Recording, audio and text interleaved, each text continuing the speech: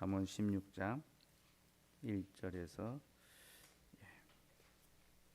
9절 말씀입니다.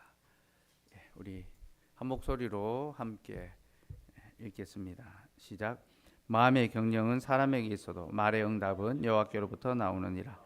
사람의 행위가 자기 보기에는 모두 깨끗하여도 여호와는 심령을 감찰하시느니라. 너의 행사를 여호와께 맡기라. 그리하면 내가 경영한 것이 이루어지리라. 여호와께서 온갖 것을 그 쓰임에 적당하게 지으셨나니 악인도 악한 날에 적당하게 하셨느니라.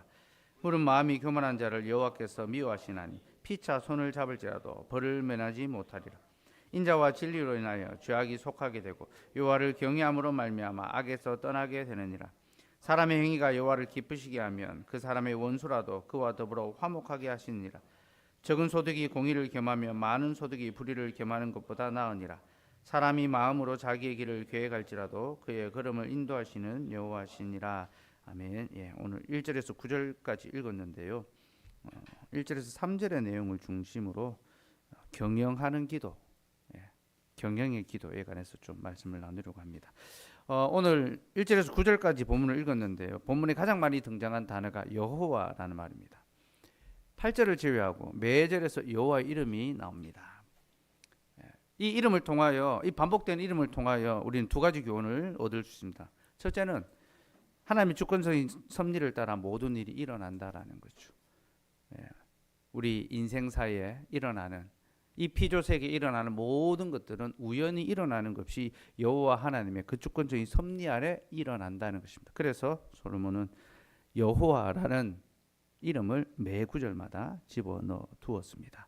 둘째는 하나님께서 언약 백성과 맺은 그 약속을 지키신다라는 것을 보여줍니다. 여러분, 여호와라는 이름은요, 약속에 근거한 이름입니다. 하나님이 약속하셨고 그 약속을 지키신다라는 뜻이 여호와라는 이름의 뜻입니다. 하나님의 이 이름을 모세에게 처음 나타내셨습니다. 하나님 모세에게 자신을 여호와라고 그렇게 나타내셨죠. 그래서 내가 너희 열조와 맺은 언약을 지키는 자다. 그걸 나타내 보이셨습니다. 특별히 여호와라는 이름이 출애굽기에 등장하는 것에도 의미가 있습니다. 그럼 여호와 이름이 출애굽기에 등장하는 이유가 무엇일까요? 그 이유는 출애굽기가 창세기의 약속이 성취되었다라는 것을 보여주는 것이기 때문입니다. 출애굽기는 창세기의 그 약속들이 성취되는 것, 하나님께서 아브라함에게 그 후손이 바다의 모래알처럼 많을 것이다 했는데 출애굽기 1장이 이스라엘 백성들이 바다의 모래알처럼 많아지고 생육하고 번성하는 모습으로 등장합니다. 창세기 약속이 성취되는 것을 출애굽기에서 보여주고, 그래서 하나님은 출애굽기에서 자신임을 여호와로 소개합니다. 그럼 창세기의 하나님은요, 약속을 맺으시는 하나님이십니다. 창세기 하나님을 한마디로 정의하면 약속을 맺으시는 하나님. 계속해서 약속을 맺으십니다. 아담과 노아와 아브라함과 이삭과 야곱과 요셉에게. 그리고 출애굽기 하나님은요, 약속을 성취하신 하나님. 출애굽기 하나님은 약속을 하나하나 다 성취해 가십니다. 민족을 이루게 하시고 약속의 땅을 주고 하나님을 예배하게 하고, 약속을 이루시는 하나님이 출애굽기의 하나님입니다. 그리고 이것이 성경 전체에서 말하는 하나님에 관한 속성입니다. 하나님은 우리와 언약을 맺으시고 우리와 맺은 그 언약을 실행하시는 분이십니다. 이것이 하나님이시고, 우리가 지난주에도 언약의 피에 관해서 들었죠. 하나님이 우리와 약속을 맺으셨고 우리는 그 약속에 불성실하게, 불신실하게 이행하지 않았지만 예수님께서 친히 그 약속을 이행하시고 그 약속을 새롭게 성취해 주시는 겁니다. 하나님은 우리 언약을 맺으시고 또 그 언약을 이행하시는 분이고, 이것이 성경 전체가 말하는 하나님의 속성이고, 이것이 성경 전체가 보여주는 하나님의 섭리, 곧 하나님의 섭리는 자신의 약속, 자기 백성을 향하여 그 약속을 이루시기 위하여 이 모든 만물을 지금도 섭리하고 계시는 겁니다. 솔로몬은 그 하나님의 섭리를 신뢰함으로 우리가 하나님께 우리의 삶을 의탁해야 된다, 그렇게 이제 요청하고 있습니다. 1절 말씀 같이 한번 읽어볼까요? 1절 시작. 마음의 경영은 사람에게 있어도 말의 의욕도 나오느니라. 마음의 경영은 사람에게 있어도 말의 응답은 여호와께로부터 나온다라고 하는데요. 이 마음의 경영할 때 경영이라는 말은 정렬하다, 한 줄로 세우다, 준비하다 그런 의미가 있습니다. 그러니까 계획을 딱 이제 세우는 거죠. 잘 정리하고 계획이 실행되도록 준비하는 겁니다. 사람은 자기의 마음으로 계획을 수립하는 존재입니다. 저마다 다 인생의 계획이 있죠, 그렇죠? 다 나름대로 계획이 있습니다. 그리고 그 계획을 이루기 위해서 나름대로 준비합니다. 그게 사람의 인생이죠. 근데 솔로몬은 그 말의 응답은 여호와께로부터 난다. 사람이 마음으로 계획하지만 그 말의 응답은 여호와께로부터 난다라고 합니다. 여기서 이제 말의 응답이라는 말의 문자적인 의미는 혀의 대답이라는 뜻입니다. 그 혀의 대답. 이것은 사람이 이제 마음으로 계획을 이제 세운 다음에 입으로 말하는 걸 가리킵니다. 사람은 계획이 있으면 그 계획을 말로 설명합니다, 그죠? 자신의 계획을 따라 이렇게 또 준비하고 실행하겠다라고 청사진을 이제 펼쳐 보입니다. 자기가 자꾸 말을 하면서 그 계획을 이루어가는 거죠. 그래서 여러분, 사람의 말에는 능력이 있습니다. 말하는 대로 된다라는 그런 말이 있죠, 그죠? 긍정적인 말을 하면 긍정적인 일이 일어나고 부정적인 말을 하면 부정적인 일이 일어납니다. 그래서 실제로 과학자들이 연구를 해보니까 사람의 말에 그 되게 하는 능력이 있다는 것을, 에너지가 있다는 것을 찾아냈더라고. 사람의 말에는 힘이 있습니다. 그럼 여러분, 왜 사람의 말에 힘이 있을까요? 왜 사람의 말에 그것을 되게 하는 어떤 그런 능력과 힘이 있을까요? 이유는요, 하나님의 말씀에 힘이 있기 때문입니다. 이런 하나님께서 말씀으로 세상을 창조하셨죠. 그리고 지금도 말씀으로 다스리고 계십니다. 하나님의 말씀은 살았고 좌우의 날성검과 같습니다. 힘과 능력과 권세가 있습니다. 그렇게 말씀에 힘이 있으신 하나님께서 말씀으로 사람을 창조하시고 사람에게 말을 할 수 있는 능력을 주셨습니다. 여러분, 사람이 하나님을 닮은 특징 중에 하나가 말을 하는 것입니다. 어떤 다른 피조물도 말하지 않습니다. 물론 나름대로 소통의 방식은 있죠. 서로 뭐 의견을 나누고 또 그렇게 소통하는 나름대로의 그 방법들은 다 있습니다. 그러나 말은 오직 사람만이 합니다. 사람만 말을 합니다. 그리고 이것은 사람이 하나님의 형상으로 지음받았다는 것을 보여주는 증거입니다. 사람만이 하나님의 형상으로 지음받았죠. 그래서 사람만이 하나님을 닮아서 말을 하며 살아갑니다.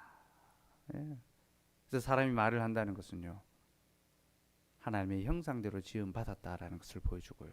또 사람이 말을 한다는 것은 사람이 누구의 말을 의지하며 살아야 되는지를 보여주는 것입니다. 곧 사람은 자기 말을 의지하며 사는 것이 아니라 하나님의 말씀을 의지하며 살아가야 합니다. 하나님께서 말씀으로 우리를 지으셨기에 사람의 말, 인간의 어떤 말을 의지하는 것이 아니라 하나님의 말씀을 의지하며 살아가야 되는 것이 인간의 실존입니다. 솔로몬은 이것을 우리에게 가르칩니다. 그래서 1절에서 그가 사람이라고 할 때 이 사람은 아담입니다. 아담.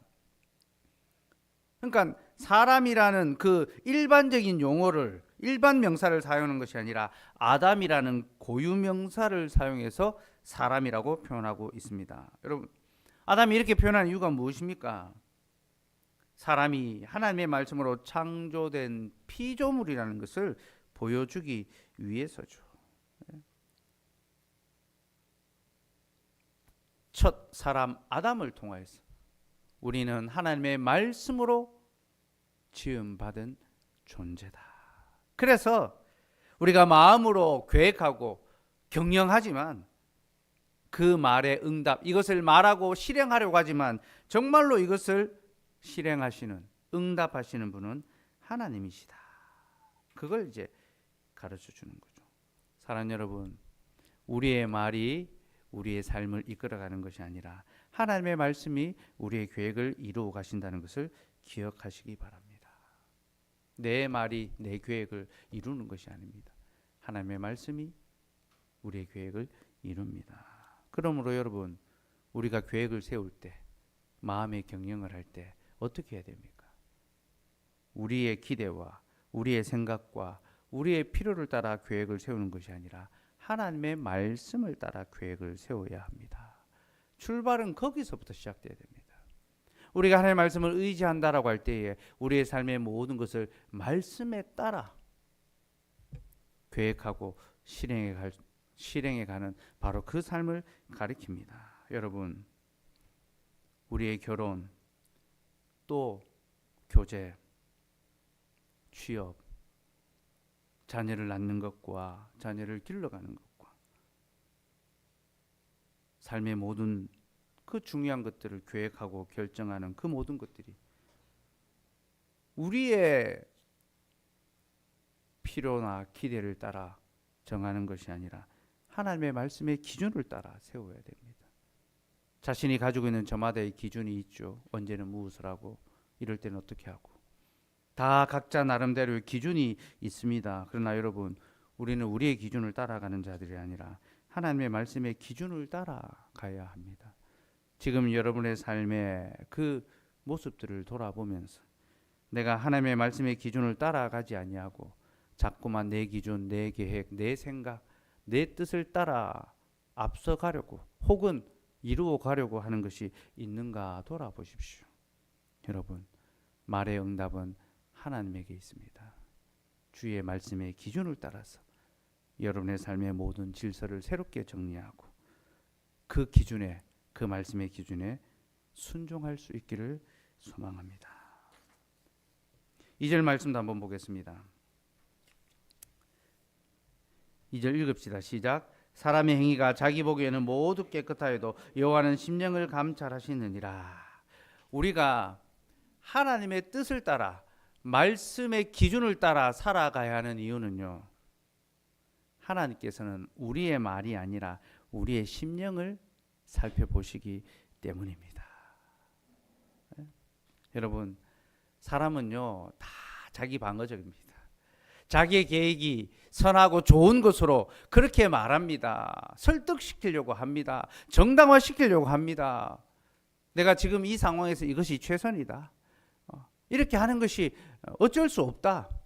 그걸 잘 포장해 내려고 합니다. 또 어떤 계획이 있으면요, 그걸 사람들에게 잘 설명하려고, 잘 보이려고 그렇게 설명합니다. 그래서 자꾸만 속아 넘어가게 만들죠.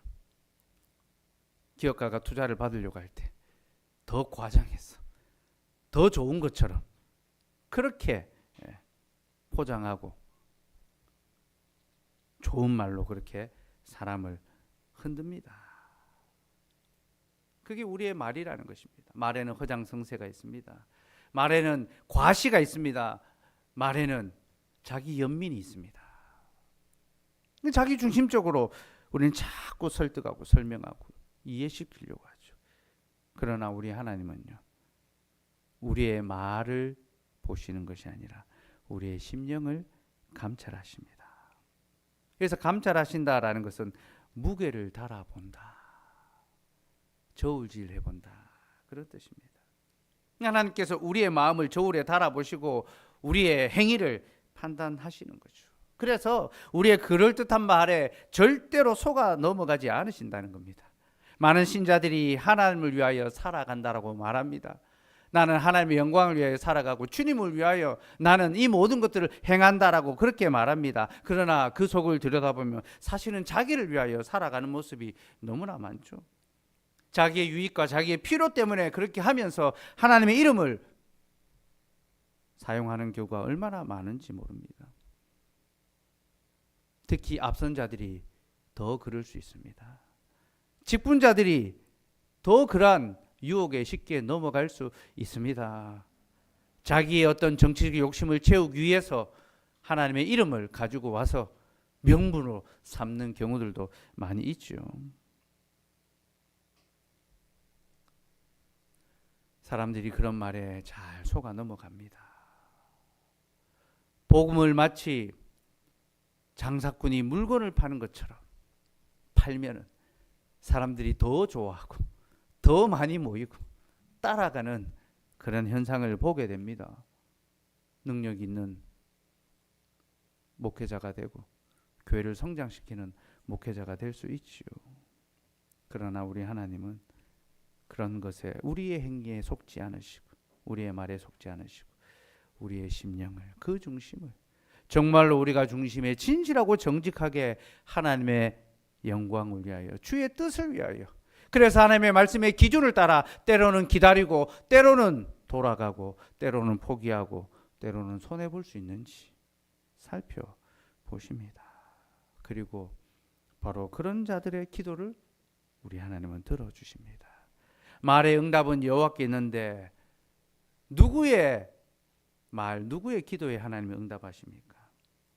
정직하고 진실한 마음으로 그 마음의 중심이 여호와를 향하여 있고 하나님의 말씀의 기준을 따라 살아가기를 기뻐하는 바로 그 사람의 기도를 우리 하나님이 들으시고 보시고 응답해 주십니다. 우리의 심령을 감찰하시는 하나님 앞에 우리의 삶이 정직하고 진실하게 하나님의 뜻을 이루어 가기 위한 말씀에 순종하는 그런 삶이 될 수 있기를 소망합니다. 3절 말씀도 한번 읽읍시다. 3절 시작. 너의 행사를 여호와께 맡기라. 그리하면 내가 경영한 것이 이루어지리라. 우리의 행사를 여호와께 맡기라고 합니다. 그리하면 너의 경영한 것이 이루어지리라. 여기서 행사라는 말은요, 사람이 하는 모든 일을 가리킵니다. 곧 큰 일이든 작은 일이든 그 어떤 일이든 모든 것이 다 하나님의 손안에 있기에 하나님께 맡겨야 한다. 우리는 큰 일은 하나님께 맡기는 경향이 있습니다. 하나님 이건 제가 어떻게 할 수 없습니다. 하나님이 해결해 주셔야 됩니다. 예, 예배당 대출이 이제 안 되니까 기도하게 되는 거예요. 하나님 어떻게 할 수가 없습니다. 근데 작은 일은 우리 힘으로 자꾸 하려고 합니다. 아, 이건 내가 할 수 있지. 이 정도는 내가 할 수 있지. 착각입니다, 여러분.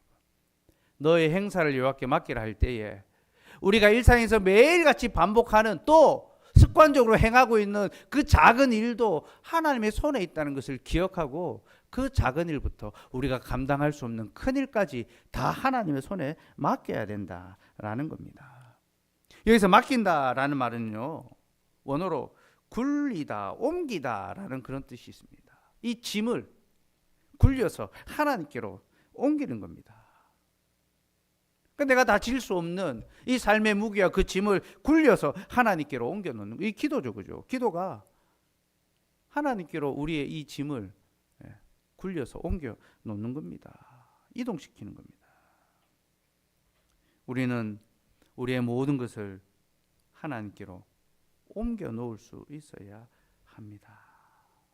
주께서 이 모든 것을 행하시도록. 물론 그렇다고 이것이 하나님께 책임을 미루는 것은 아닙니다. 나는 아무것도 안 할 테니까 하나님 다 알아서 하십시오. 그런 뜻이 아닙니다. 우리는 잘못된 방식으로 이 믿음을 적용해서는 안 됩니다. 우리가 하나님께 우리 행사를 맡긴다라는 것은요, 우리가 매일 최선을 다하여 수고하되 이 모든 일을 이루시는 분이 하나님이심을 믿고 이 모든 결과를 하나님께 맡겨드리는 것. 우리에게 주어진 일을 최선을 다해서 성실하게 준비해야죠. 애를 써야죠. 그러나 우리의 수고로 말미암아 그 일이 이루어지지 않고 하나님의 능력으로 말미암아 이루어지기에 주께서 이루어 주시기를 기대하고 하나님 손에 맡겨드리는 것을 가리킵니다. 그래서 이런 말이 있습니다. 어떤 일을 준비할 때는 하나님의 도우심이 전혀 없어도 될 만큼 최선을 다해서 준비하고 또 그 일을 실행할 때는 하나님의 도움 없이는 아무것도 할 수 없다는 것을 인정하고 간절히 기도해라. 우리는 일을 할 때는 최선을 다해서 준비해야 합니다. 이것은 우리가 해야 될 일입니다. 그러나 그 결과는 하나님이 이루시도록 간절히 기도해야 합니다. 주께서 이루시도록.